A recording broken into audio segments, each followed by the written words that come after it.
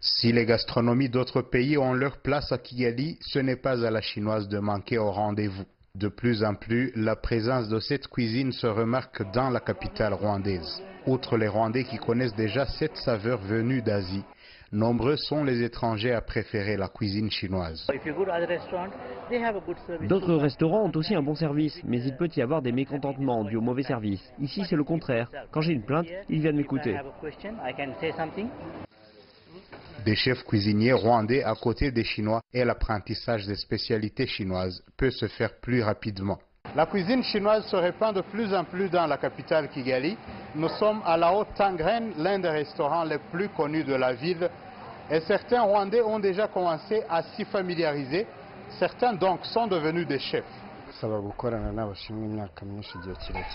C'est un peu différent de notre cuisine. Il faut prendre du temps et être à côté des Chinois pour tout apprendre. Moi aussi, j'ai vécu avec eux pendant longtemps et ils m'ont appris à faire cette cuisine. 10 ans, ce n'est pas rien.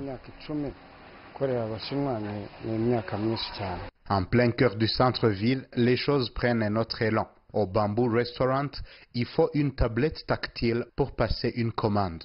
Le soir, les clients sont égayés par un groupe de musiciens. Bref, tout ce qui peut attirer la clientèle.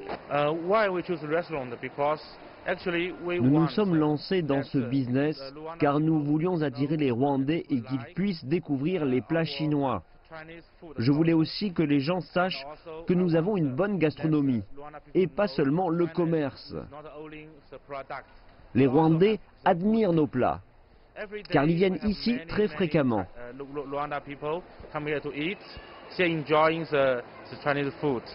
La communauté chinoise au Rwanda compte plus de 1300 personnes qui se connaissent et travaillent dans différents métiers comme l'éducation, la construction, le commerce ou l'industrie. Et l'État rwandais dit avoir de bonnes relations avec la Chine, ce qui pourrait attirer plus d'investisseurs chinois à l'avenir. Etienne Gatanazi, CGTN, Kigali, Rwanda.